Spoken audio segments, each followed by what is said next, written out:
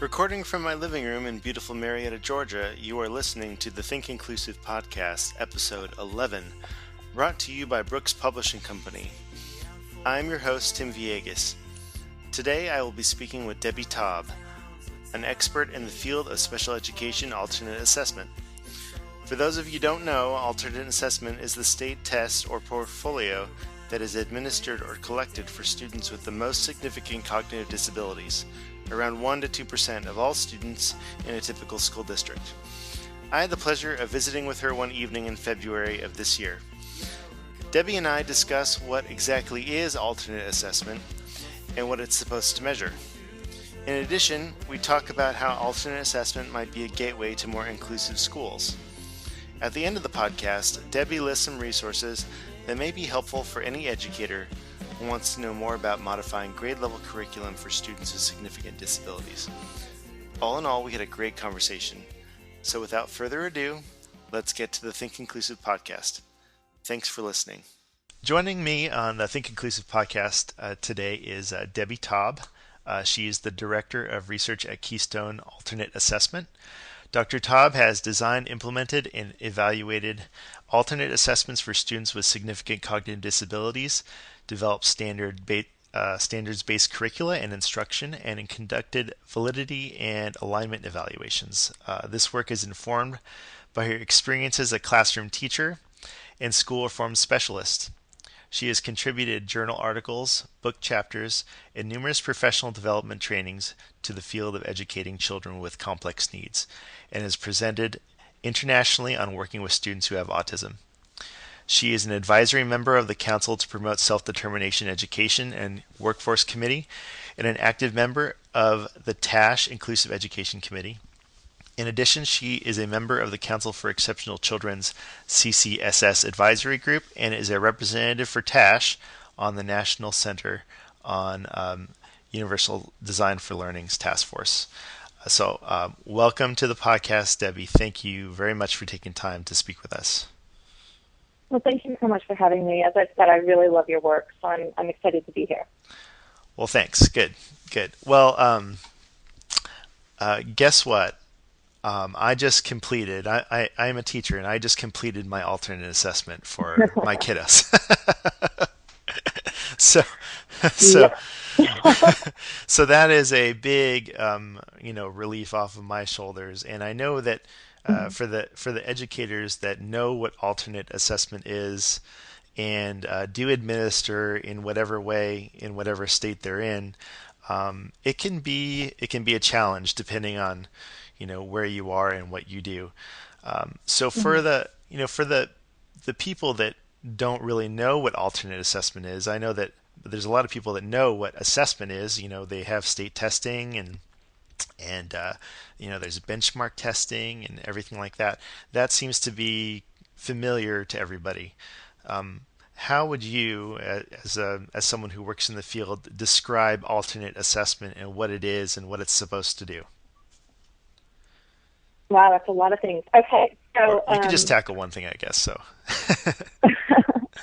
so when we talk about alternate assessments, we're talking about your large-scale state assessments. So not the things that happen in your classroom, not the ones in just for classroom instruction, not the ones you use to look at your IEP goals, not the ones you use as your formative assessment, but the ones that are used for annual yearly progress under the ESEA federal regulations. Otherwise known as No Child Left Behind. And there are a couple different ways that students can participate in assessments for AYP. One, they can take the assessment that most kids are taking, the general assessment without accommodations. Mm-hmm. Two, they can take the general assessment but with accommodations. Some states have a 2% modified assessment that the feds are trying to kind of phase out. Mm-hmm. So I won't really talk about that one. And then the other way is that they can take what's known as an alternate assessment based on alternate achievement standards. And that's for, as you said, because of the most significant cognitive disabilities. Right now, every state has a different assessment. Some people are using portfolios. Some people are using performance tasks. Some people are using a combination of observations and checklists. So there's a lot of different ways that states have built their alternate assessments. There are 2 consortia right now that are building alternate assessments based on the Common Core State Standards. Mm-hmm. They're called Dynamic Learning Maps, or DLM, and the National Centers and State Collaborative, or NCSIC. So that's kind of your basic introduction to alternate assessment. I'm trying to think what the rest of that question was. What are they supposed to do? Well, yeah, I guess,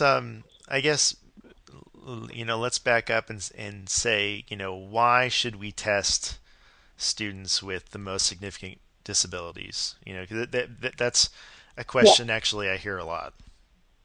Yeah, and I hear it a ton. So let me start with this. I think that there are problems right now with our accountability systems, and there are things that we need to do differently as a country around education. Mm-hmm. But that being said, I have become a firm believer in the importance of assessing all kids. And I want to say I used to teach at the college level, and I was one of those professors who stood up in front of my students and said, I can't believe this No Child Left Behind thing. They're going to make us test these kids. What are they thinking? They're ridiculous. Da, da, da, da. Mm-hmm. I was serious. Mm-hmm. And I started really looking into it. And what changed my mind was I was doing some school reform work in a school that was really not doing well by its students. And the principal said to me, I have all these special education teachers. Half my school is special education, but I know nothing about special education, so I kind of just let them do what they want to do. But I need to change that because we're not doing well as a school. We're not doing well at all. And that's what AYP is showing us now, that we have to assess all these kids. It's showing me that I'm not doing well by kids. Mm-hmm. So we need to fix that. Come help me do that. And I went into this one classroom, and it was a 5th grade classroom, and their math class was to color triangles green. And that's what they did for 2 weeks, was just color triangles green. And this was a very good teacher in many ways, but that's what she knew to do for math for these students, was focus on identifying triangles over and over and over again. Mm-hmm. So I worked with her, and we talked about how you could make a standards-based lesson that would actually, this state had a portfolio system, so how could you make a standards-based lesson that met the students' needs but was connected to the grade level standards? And within 3 months, and not even that long, within 6 weeks, she came back to me and she said, I never would have believed it. This kid can do multiplication. This kid is doing great things, and he just needed different supports, and he needed me to think about the content differently. And that's what had me start thinking about maybe these assessments are not the evil thing I thought they were. Mm. And I'm hearing those kinds of stories all over the country of students who, once challenged and provided with the accommodations and supports that they needed, they started getting more and more academics. And then, and this is the part I really love about it, those same teachers were saying to me, well, so if my kid can work on the same kinds of things with modifications and with supports and with accommodations, why do I have them in a segregated classroom? Mm-hmm. They should be with their peers. Yep. So alternate assessments for me became a really powerful way to help promote inclusive practices. Mm-hmm. And I love that aspect of it. I never thought I would say that I love anything about an assessment system, but I loved that aspect of the alternate assessment system, was that it could help provide better education for some of the students, higher expectations, a higher level of presumed competence, and then some teachers who never would have thought of inclusion for these particular students. Even if they thought of inclusion for other students, they might not have thought of it for these kids. They started thinking, well, yeah, if I had these supports and accommodations, sure, we could do that. So it became less about why my student can't, but rather, what can I do to get my kid there? Right.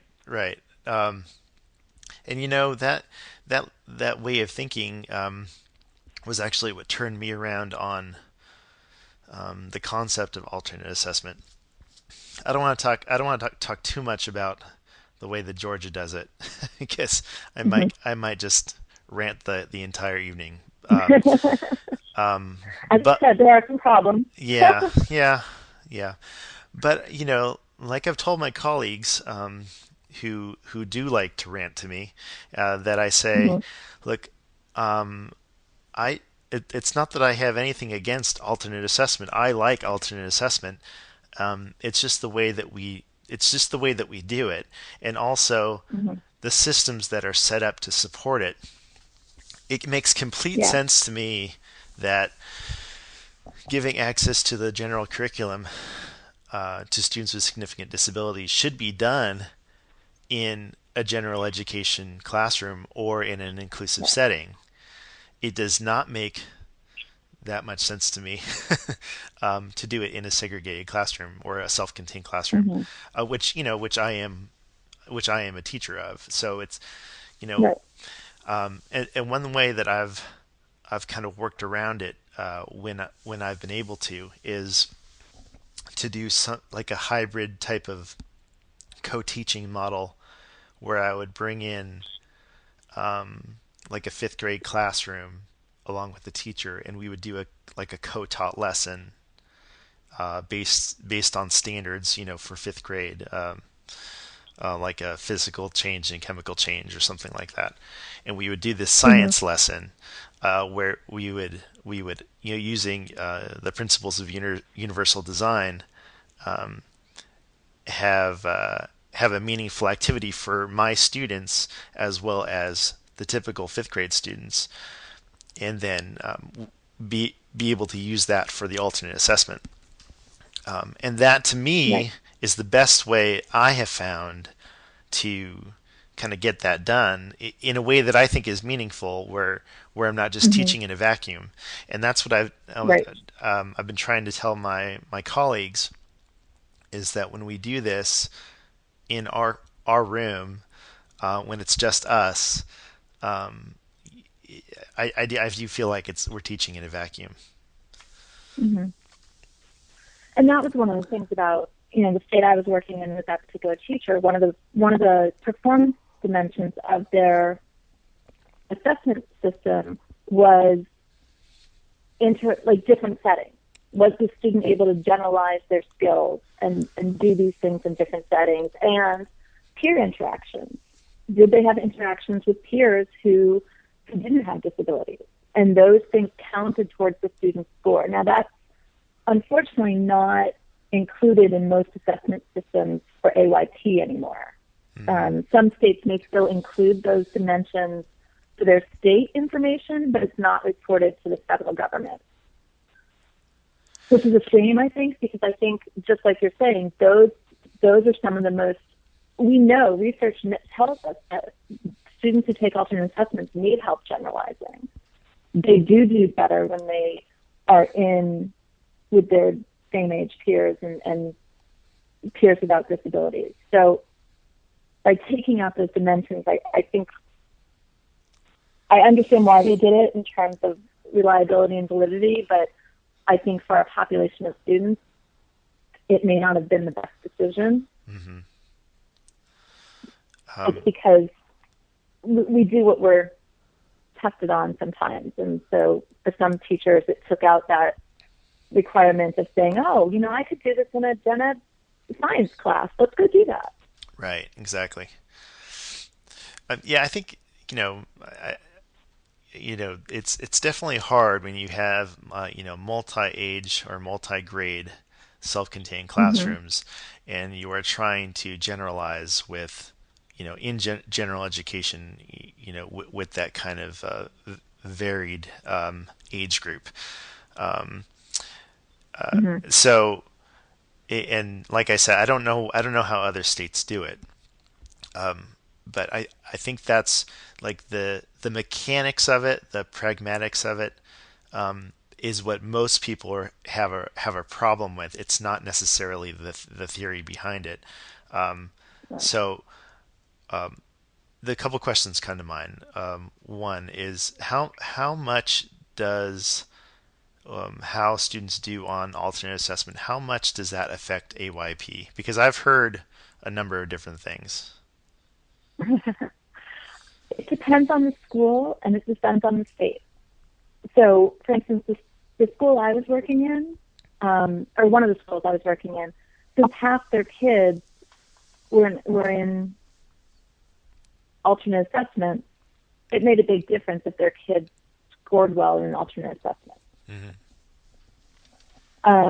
The schools that only have a couple of kids who take the alternate, which if you're in a neighborhood school, that's what the natural proportions should be, usually are, is you just have a few kids. Right.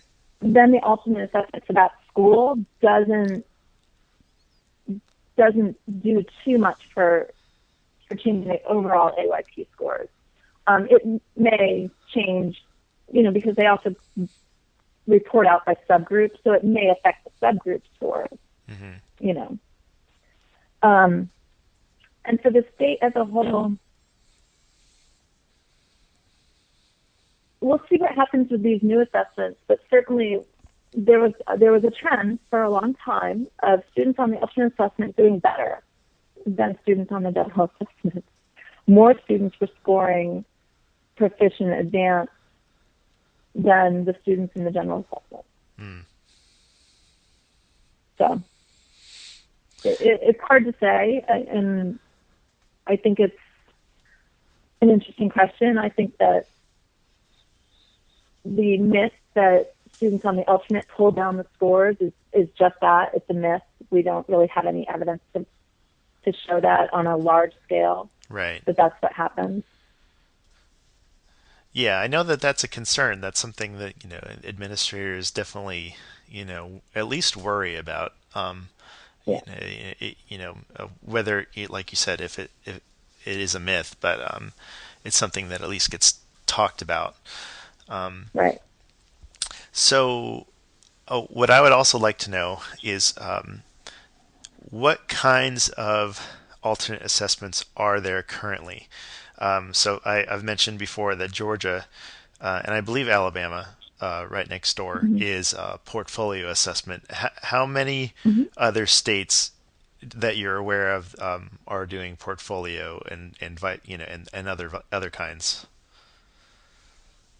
If you know. Well, here's the problem with that question for me. It's that what one state calls a portfolio, another state calls a performance task or a checklist. So there's not necessarily a straight answer to that. Okay. I can tell you that many, many states are doing some form of portfolio, meaning that the teacher teaches a lesson, collects the work, and then scores that work, and that work is used to help inform what the alternate assessment scores are. Some people have a portfolio where they videotape the student, and then an outside, not the teacher, an outside scores it.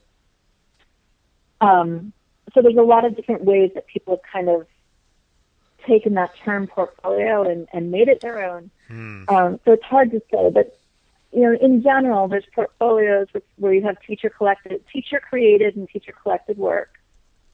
There's performance tasks where it's like an item on a task, but the student has to do different steps, different skills and concepts, perform different skills and concepts.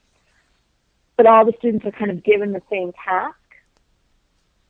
How they access those tasks may differ based on their communication system or their needs, but they're all given the same tasks, and then teachers can take that information, and usually they'll include some evidence to support their score of how the student did on that task. There's also performance checklists, which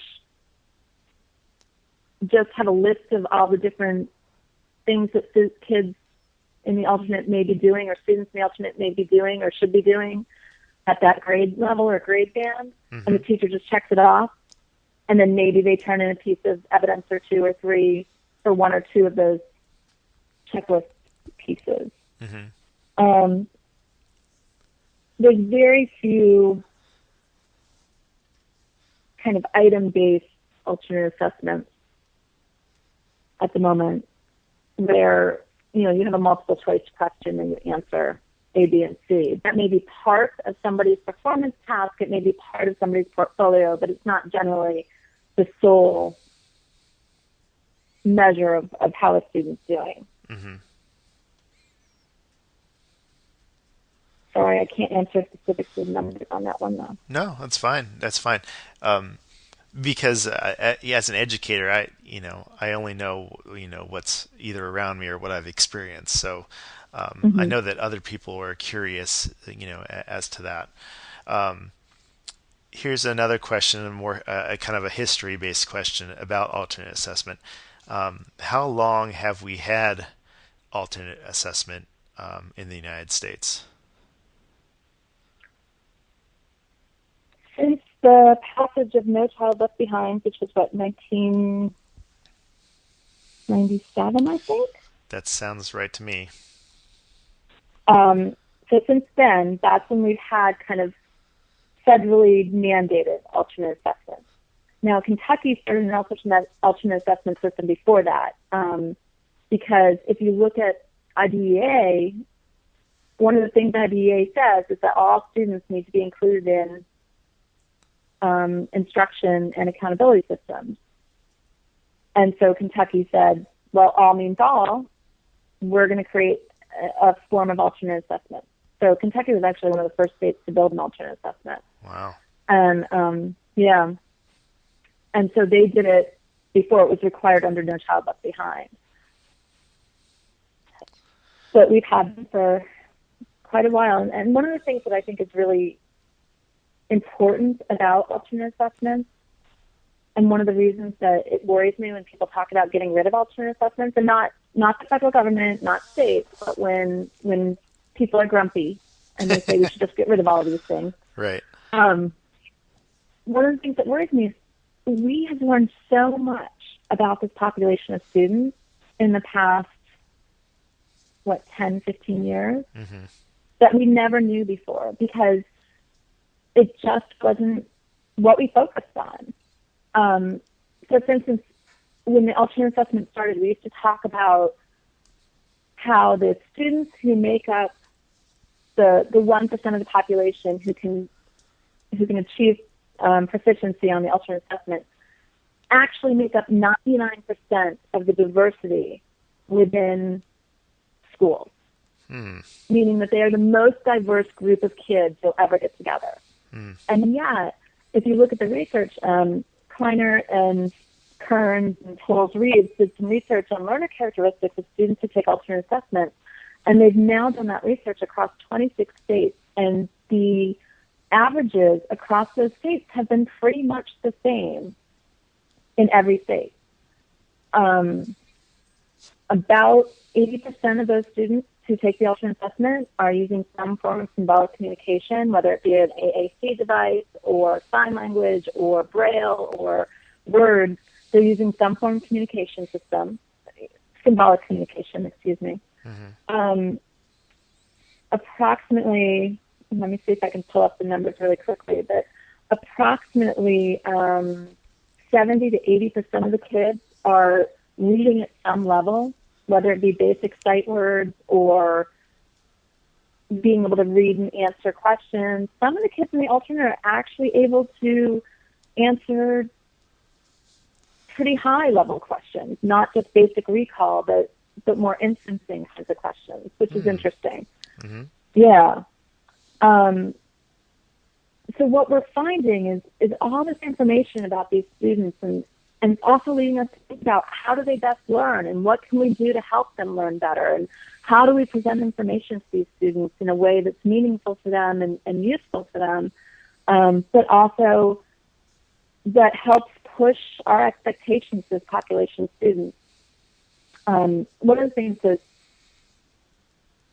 I think is really powerful to think about is a lot of teachers really struggle with that I want to teach my kid just functional skills. Why should I teach anything else? They just need to learn functional skills. And I have two big answers to that. And one is, first of all, what's more functional than reading and math? True. And especially in this day and age, what is more functional than reading and math? And problem solving. And figuring out, if I don't know the answer, what do I do? Where do I go? Like, those are all things I taught my students. And I worked as a job coach for a while, and I can't tell you how many times I stood in front of audiences training on alternate assessments, and very, very concerned teachers came to me and said, well, I just don't understand why I should ever teach my kids an idiom. That's not what I need to work on in their life.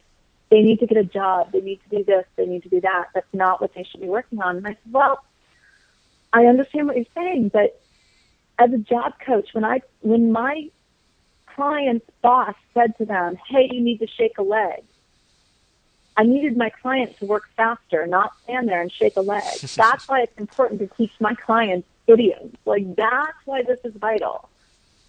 And also just for inclusive practices in the community. I want my students to grow up, and I taught elementary school. So, I didn't have transition age students when I was teaching. Mm-hmm. But I wanted them to grow up and have friends and do things and go in the community and have a job and live in the community. So I wanted them to be able to have a conversation where they weren't thrown by words that weren't literal. Mm-hmm. And then the other piece of the I should only teach functional skills, that's what we know works. When our field first started teaching students with the most complex needs functional skills, there was no research to back up that was a good idea. We just, as educators, looked at the outcomes for our students and said, gosh, teaching these developmental stages is not getting our students jobs. It's not getting them to be as productive in the community as we want them to be. It's not getting them outcomes of friends and all of these other things. So there has to be a different way. So they started looking at teaching functional skills and this idea that we should look at what is it my student needs in the next natural setting to be successful. Those are the skills I should be working on now. So I understand the concern and I hear that concern, but I think we need to take a step back and look at what do we really want for our students and how do we want to help them achieve that. And also I think once in a while it's good to let go of things. I've been in high school classrooms where they're still working on identifying the letters of the alphabet, because the student doesn't know the letters of the alphabet, and how will they ever learn to read if they don't know the letters of the alphabet? Well, if I'm in high school and I don't know the letters of the alphabet, maybe it's time to give me some kind of different support to help me read and understand. Right, exactly. So. I think that, it's very difficult as an educator when you have been teaching for a certain way for so long. To hear anybody talk about doing it a different way, especially if I had been in the teaching profession for 30 years, and because that's what we started to do. When you first got in the field, that's what you did. You worked on functional skills and you worked on life skills. I mean, that's what you call it, a life skills curriculum. And that's actually what we still call it sometimes. But how do you think, or what is the best way to help people change their mindset? Because I think for a lot of educators, they just don't have any concept of what you're talking about. Like Right. Okay, I'm supposed to be teaching them, multiplication, right? Mm-hmm. How exactly am I supposed to do that? What advice do you give teachers, or what resource, or what exactly do you tell teachers to help change their mindset? Well, It's a hard question because one of the other pieces of work that I do, and I really love it, is I help states and school districts build inclusive systems. Mm-hmm. And one of the things that research has shown us and that practice has shown us is that you can't always change beliefs until you've changed outcomes, which means I can talk until I'm blue in the face about how important it is for kids to be included and how important it is for us to teach academics. But until teachers see, or not even just teachers, but family members who are concerned or administrators who are concerned, until they see positive outcomes, for some people, they're not going to change their mind until they see those positive outcomes. So sometimes you have to change the behavior before you can change the attitude and the belief. So one of the things that I do is and often when I'm in those situations because I've been brought in to help people teach grade level content or grade level aligned content. Right.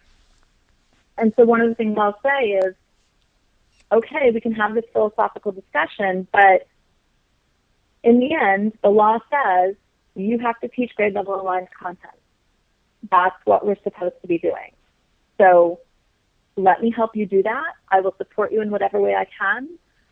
I'm happy to brainstorm with you. I'm happy to problem solve with you. I'm happy to put you in touch with other resources. There's lots of great trainings online. There's lots of great resources online. I don't want teachers to have to recreate the wheel every time they go to lessons, especially not in this day and age. There's so many ways to share resources and share information. Let's do it. Absolutely. So if I have a teacher who's working on teaching Romeo and Juliet or Huckleberry Finn, I can point you to 3 or 4 different places where you can get adapted text online for free to help you do that. Mm-hmm.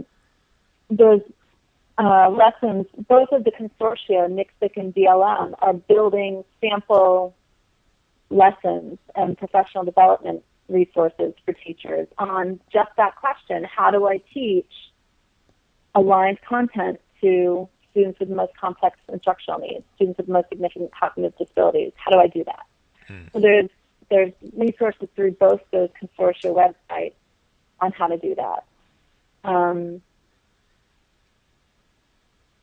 trying to think where else. I mean, Keystone has a web page just filled with resources that we try to collect each time we go out on trainings or conferences, or anytime I learn things from other people. We try to collect all the different resources and then put them up on our website. Here's some free resources on how to build communication systems. Here's free resources on how to teach math. Here's free resources on how to do science. Just whatever I can put into people's hands to make their lives a little easier, I am absolutely happy to do that and want to do that. So that's usually my approach. It's just, let's get down and dirty in terms of figuring out how to make this work, because it shouldn't be about should the child or should the student or should the student not. It should be about how. Right, there are exactly. so many places and resources and technologies and supports out there. It's about how in this day and age. Talking a little bit, or I guess changing the focus a little bit to the general concept of inclusive education. What is your feeling? What is your feeling about where we are going, just as educational system in the United States? Do you feel like the move towards inclusive education is kind of this inevitable thing that's going to happen, or do we still need some key things to happen? Like, for instance, do we need more specific legislation about LRE and in IDEA, or do we need, what exactly do we need to push this forward? Wow, you asked a hard question. I'm sorry, I didn't provide you with that one beforehand, so. I say that because I'm having that conversation. I feel like almost daily now with people at TASH and on the Inclusive Ed Committee and with various people who I'm working on some papers with, what do we need to do to move inclusive practices forward? Is it something that needs to be mandated from the feds, which I'm not sure will ever happen, because as a country, and especially in certain states, we are very tied to this idea of local control, Mm-hmm. and also to parental choice. So Absolutely. so you can't really mandate that all kids be included. And then there are some people who would struggle with how does that look, and that's hard. So you'd have to really put in a lot of support for the Right. whole system across the nation to make inclusive practices successful, or else what's going to happen is we're going to mandate it. Some people are going to fail miserably, and then it's going to become the impetus for saying, well, of course it's failing, it just doesn't work at all. And we know that's not true. We know that when it is done well, and when it is done with the appropriate supports and in the appropriate way, then all students do better. Students with and without disabilities do better. Right. I think it's a very nuanced conversation, and it's a lot more nuanced than people give it credit for. Yeah. I've often said that inclusion advocates are probably one of the most misunderstood people in the education reform movement, because we kind of have this mantra of all means all, right? Mm-hmm. And when people hear that, they automatically equate it to the civil rights movement. And so, there are some differences between the civil rights movement and the inclusive education movement, or the disability rights movement. They're very similar, and they're parallel in as far as I'm concerned. But there are systems and supports that need to be in place for us to be successful at inclusive education. And that's something that you touched on. When we decide and we mandate and we say, okay, we are getting rid of all self-contained classrooms in every school across the country, some counties and some school districts will absolutely thrive in that situation. But like you said, others will fail miserably. And it's just because, I mean, there's 100 reasons why, So I think having that conversation and admitting that is a really good thing, because people need to hear that that's not what we're trying to do. At least I think the people that are really serious about doing it right, that's not what we want to do. I had a conversation with this Englishman, Alan Scher, who I've written about, and he wrote a play called "The Death." I hope I'm saying this right. "The Death of a Nightingale," and how they went about moving inclusive education forward in the UK was very much, let's get rid of all special schools, all self-contained classrooms, and let's do it now.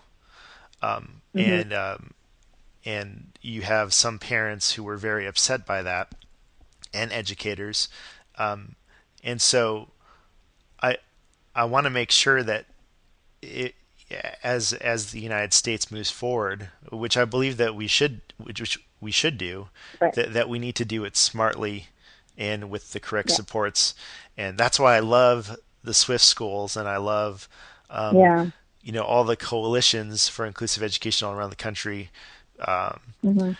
Just kind of beating the drum and waking people up to that this is a good thing, but I also don't want to go the way of setting us up for failure. You know what I mean? Well, yeah, absolutely. And I think that I've been lucky to be part of some really great, exciting work in different states. And one state I'm working with, one of the ways that they're helping their center-based schools see the power of inclusive practices is they're approaching it from we know you have to teach these new standards. We know you have to teach grade level aligned, content aligned to these standards and aligned to grade level, which is something that some of you may not have done. So here's some supports we can give you. And one of those supports is connecting you with content specialists and with other schools. And through kind of pathways like that, these schools and these teachers in these schools and the administrators are starting to see, oh, it's not that bad. It's not that scary. We might be able to do this. And that's one of the things that really has become concerning to me in the past few years. I have a friend who called me up one day, and her daughter has been in an inclusive school or an inclusive class, which I always thought was kind of weird, but she was in an inclusive class, and she has some language concerns, and she has ADHD, but nowhere near as significant as the kids you and I would work with. I mean, typically in our day. Right. And she called me one day, and she was in tears, and she said, I was just pulled aside by the principal and the teacher, and they told me my daughter needs to go into a special ed segregated classroom next year because she's just not doing well in this classroom. Mm-hmm. And I was floored, and I went to visit the school and see what was going on and talk to them.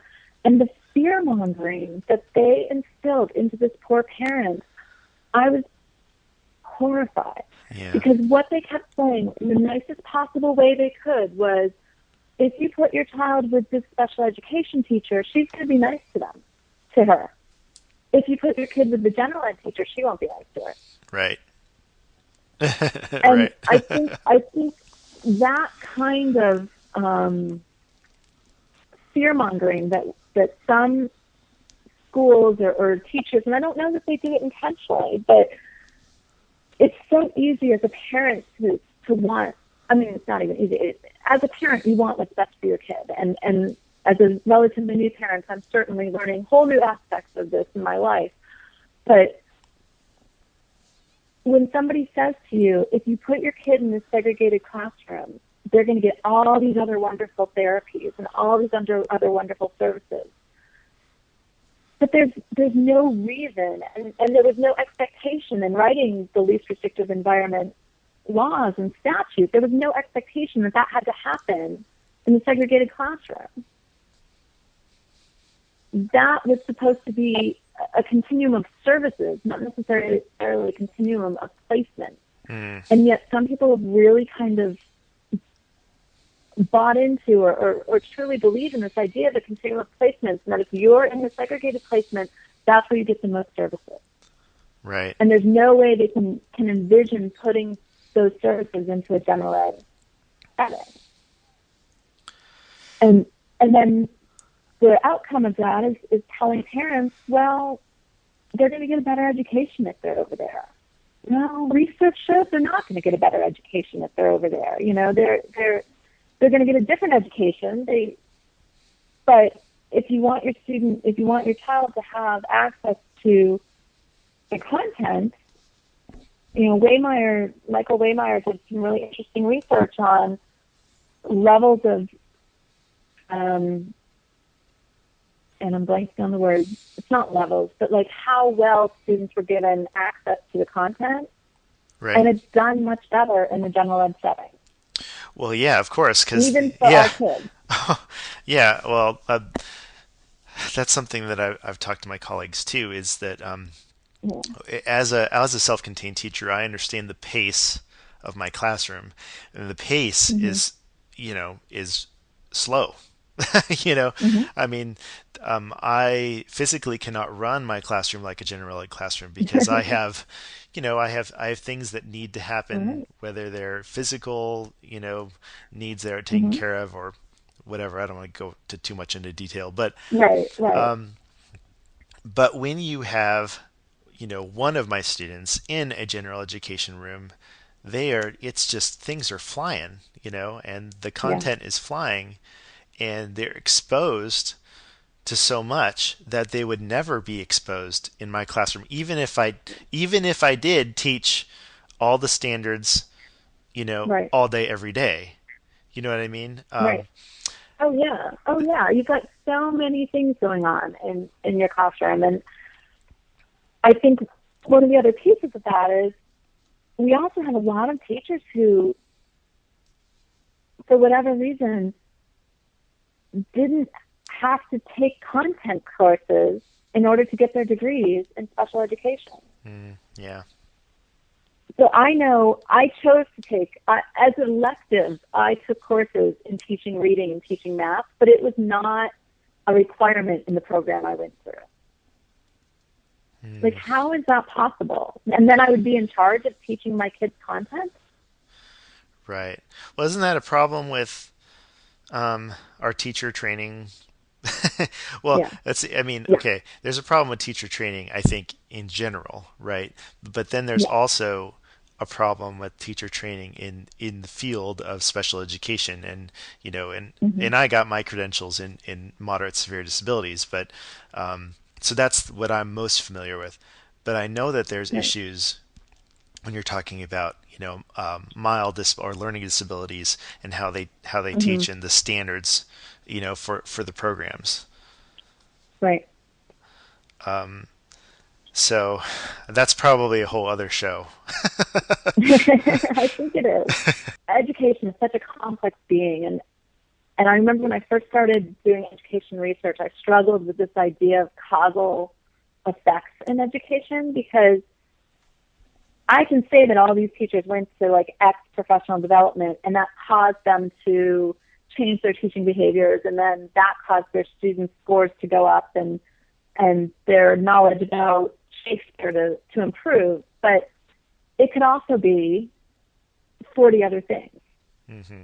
It could be that they all happen to take the same theater class, and that theater class informed their understanding of Shakespeare. It could be that there was a Shakespeare festival in their town that all of their parents took them to. It could be, so there's so many factors that go into a child and their education. It's hard to say it's this one piece.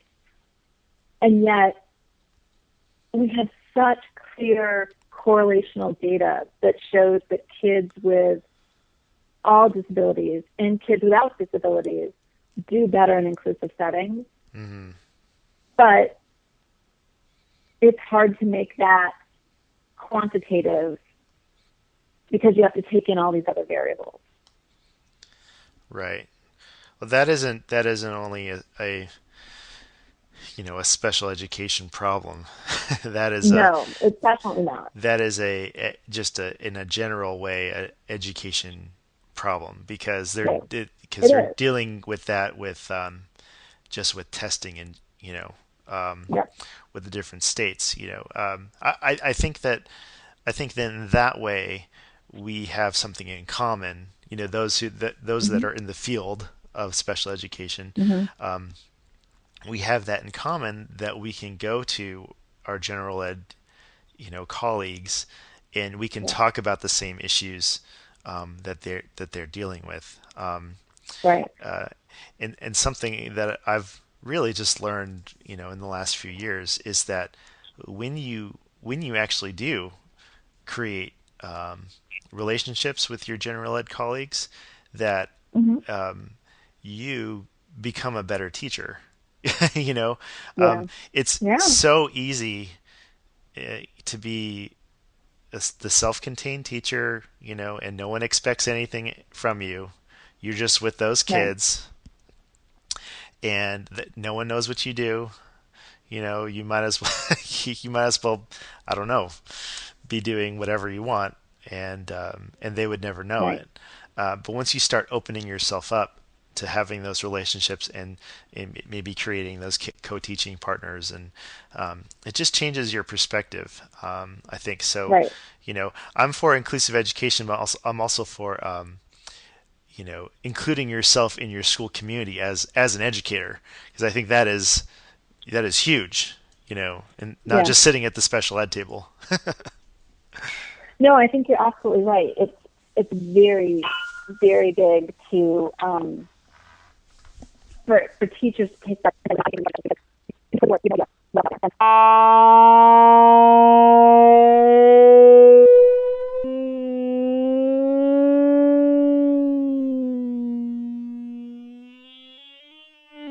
really lucky when I first started teaching.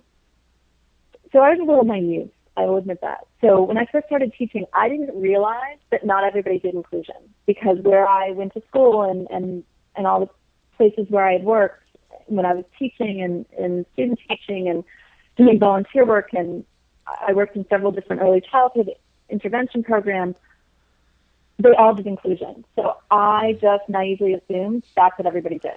Right.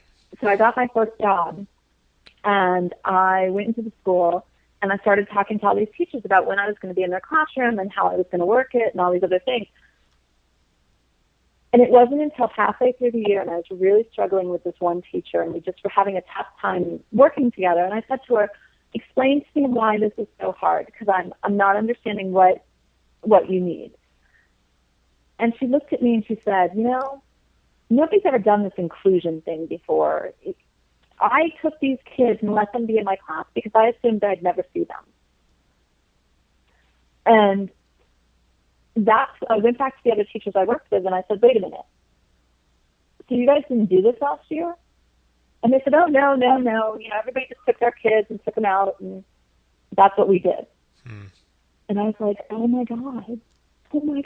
So nobody's ever done this before. And yet I look at how much I learned from those other teachers. Strategies I never would have thought to use, Right. Concepts I never would have thought to teach, skills and lessons that I got, the most amazing lessons on how to teach science. And I was so lucky. I got to work with, one of the science teachers of the year in our state. So I got all these great science lessons from her. I worked with a woman who was like a 25-year veteran in teaching math, and she had fantastic strategies for teaching math I never would have thought of. And so I look back at that and I think, thank God I was so naive that I just assumed I'd be in these classrooms, because that interaction with those teachers taught me so much more than I ever would have learned if I had just gone into a classroom and closed my door. Yeah, that's a great point.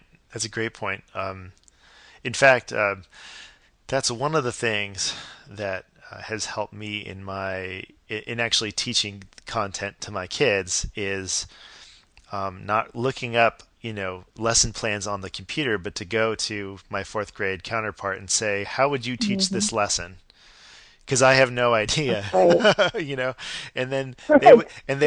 they would say, oh, you do this, or or this is how I would teach it to my kids, and then it makes sense. Like, oh, I can adapt that, for, Yep.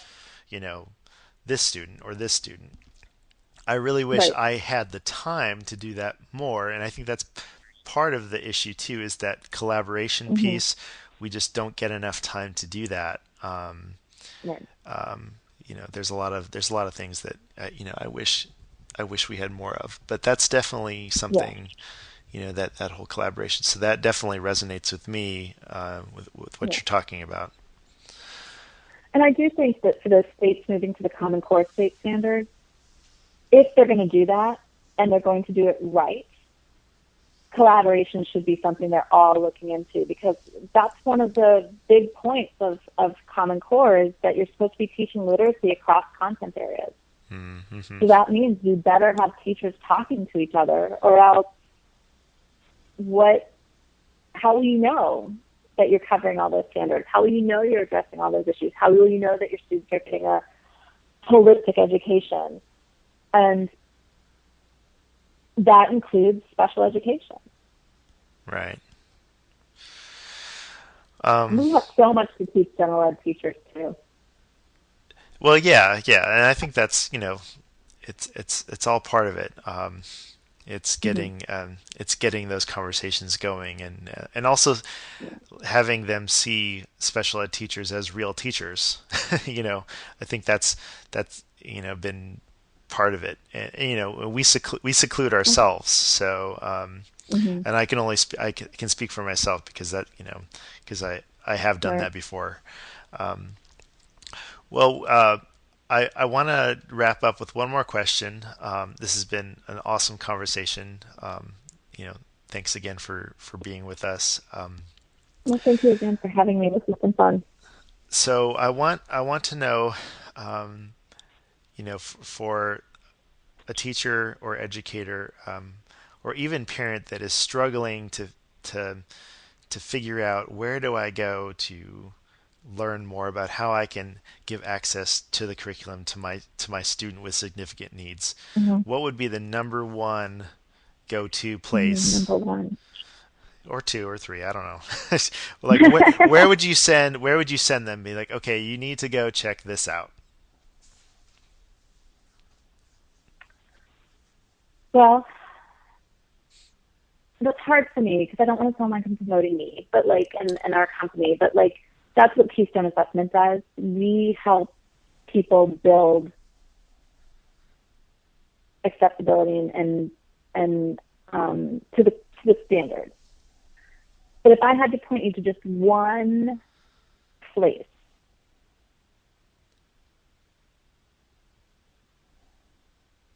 I don't know. There isn't just one place. There's so many places you can begin. You can begin with places like TASH and Peak and the parent organizations. You can begin with places like CAST and UDL. You can begin with places such as